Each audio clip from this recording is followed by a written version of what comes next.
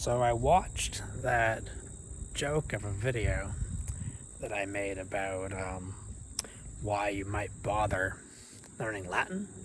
I think it was maybe 15 minutes of, I'm not going to say stupidity because the content isn't that bad, but for some reason has a neurotic resistance at getting to its point.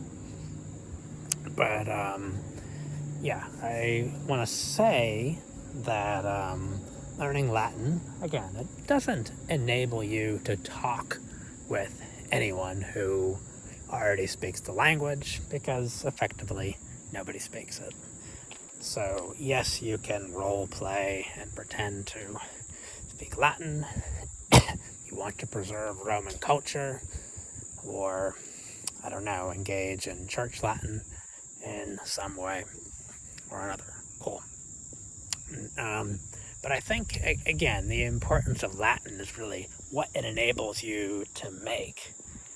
And it acts as a, I guess, as a wedge. I don't know what other metaphor to use, but it's something that dislodges you from the cave of modern thinking. And I attempted to summarize it at numerous points in the video. And again, I'm just going to say that it's, I don't know, this missed scam or something, 800 number. Yeah, so it dislodges you from that cave of the modern mentality. And no, I'm not going to commit to making mentality a key word of my philosophy. Just look it up. It's using it here. We'll throw it away later. I'm not going to let it harden or ossify. So anyway, it's going to dislodge you from that cave. Now, the problem would be that if you mistake the goal of that dislodgement from a where-centric constitution,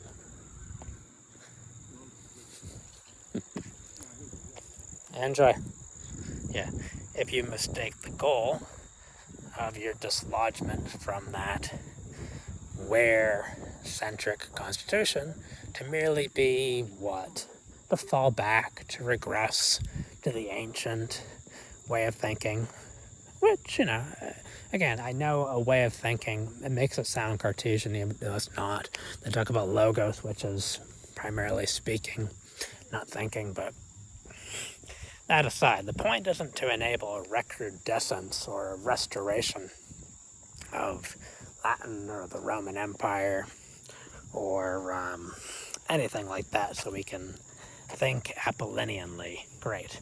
Now, I had said, well, obviously, if we look at the techne of the ancient world, if we were to be truly ancient, we would put ourselves at a military disadvantage against a large nation state or a large, multinational democracy. So, yeah. So why do what's to your disadvantage? Why prefer what's harmful to you? Is that not decadence? Well,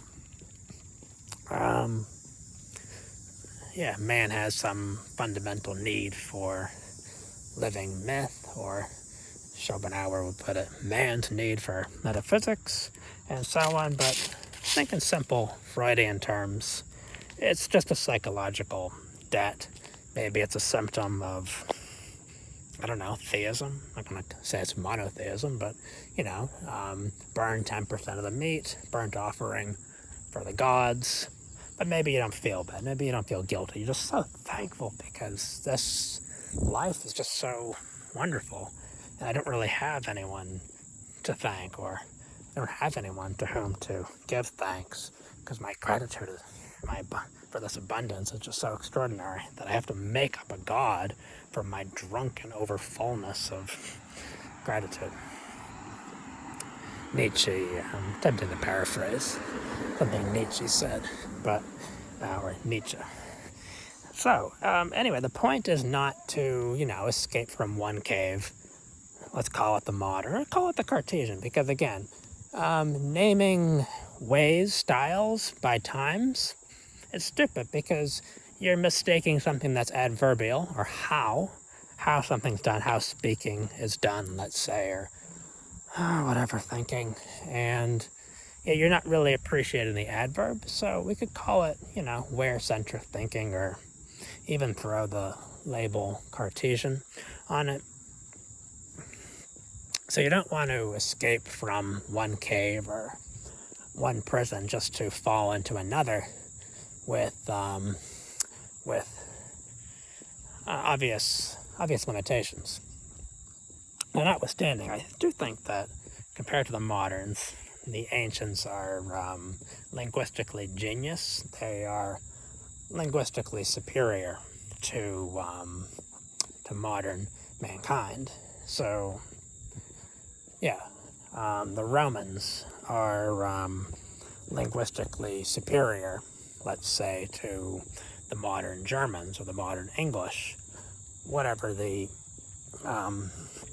technical innovations, let's say, in even France in the 19th century, Germany, England, great breakthroughs in techniques, I guess, I don't know, mechanics, chemistry. So yeah, but this is the same stupid, it should really just be one sentence. If you get out of both these mentalities, if you transcend this historical antithesis, then I do think you can create something new. So you would actually start, though, in a funny way. You create the category because you have this idea of a third class of languages beyond the, synthetic and analytic, or beyond the inflected and the word order based, beyond the, I guess, the whatful and beyond the whereful as well at the same time. And just because we ask about the values or the powers, or the power conferred by these different interrogative constitutions, maybe by these words I forge a how muchness mentality. I'm making the central question, at least for inquiry, how much? And what is this much? How much time, some resource, capital, power? Maybe just muchness. How much of what? I don't know, just much. But value in other writings is also the term. That it's the third entity. When we compare to others, we're implicitly, at least, introducing a third. Excuse me.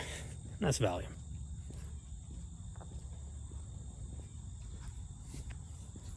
Yeah, so we want to we don't want to get caught in either cave.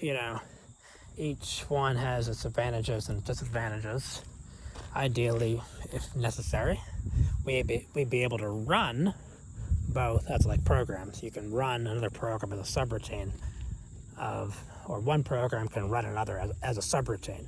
So we'd like to be able to simulate, we'd like to be able to be ancient-like or modern-like or Aristotelian or Cartesian, depending on the situation. Like I'd like to be a Roman when it comes to reading Latin, rather than struggling and translating and so on. But when it comes to physics, I'd like to be, have a mind, way of thinking more like Isaac Newton, for example, not Aristotle.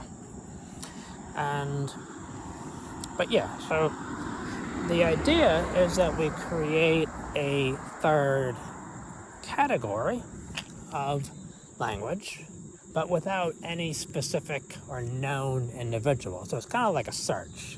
I'm searching for the birth of a kind of new English that's informed by a partial recovery of Latin, but not for its own sake, not for worship, but for power. So in other contexts, I've said that, I don't want to throw out more more synonyms, but it's actually for some personal advantage, not for reverence to a god whom you expect to return. Um, yeah, you could, for example, you could pray and expect to be repaid for those deeds. And yes, that's not strictly Christian because, it's just works, and works are empty without faith, and so on. But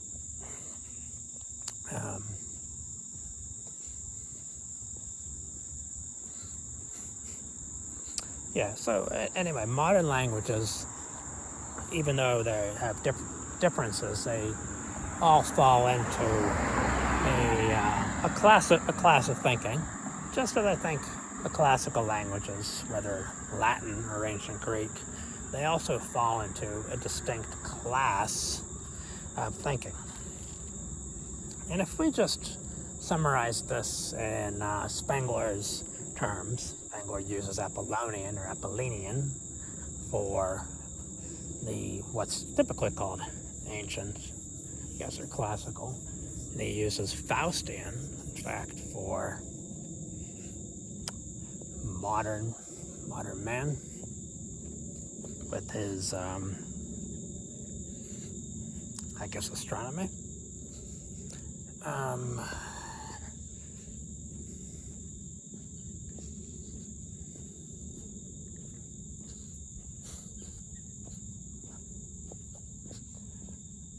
So yeah, I guess what's at stake, because Spengler has these three cultures, Apollinian, Magian, Faustian, what's at stake is a kind of artificial genesis of a fourth culture through thinking rather than through doing, which is definitely questionable. But yeah, so anyway, what can you tell me an individual language that actually fits your criteria?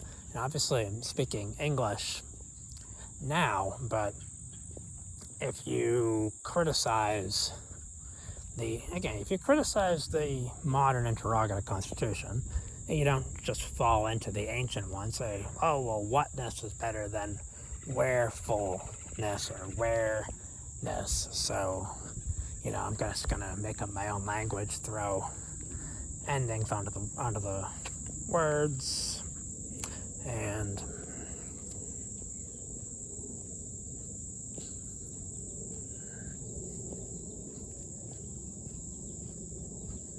well, that's great. And what?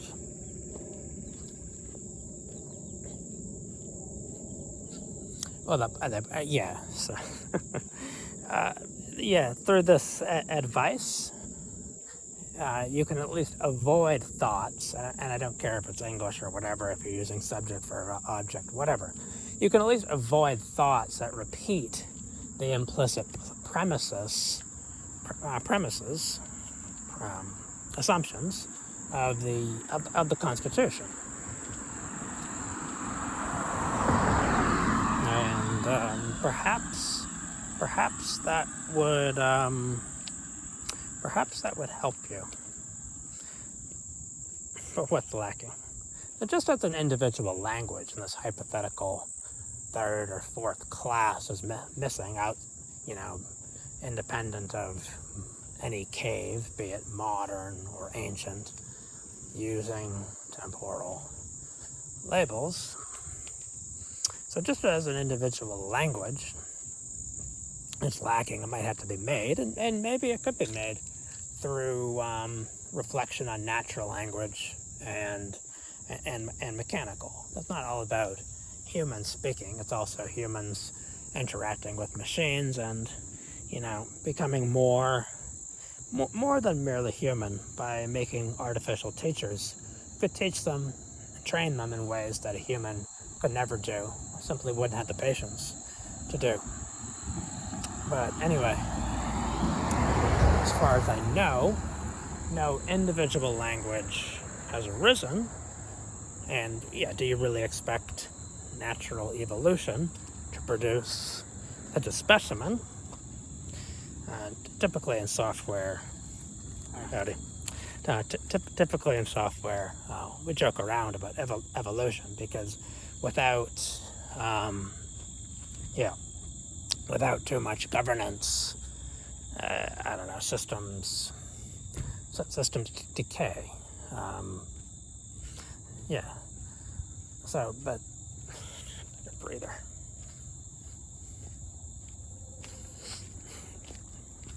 What I want to say, anyway, is that this horrendous video making aside, that no specific project, I don't think, exists. No individual enterprise exists that really needs this knowledge, that really needs totally to extricate itself from modern monolithic thinking, unless it's software, actually.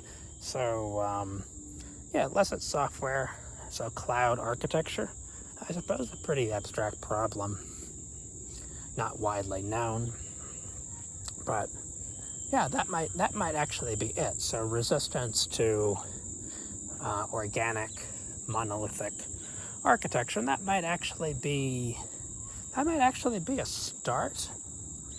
But I'm not really convinced. Not really convinced of that.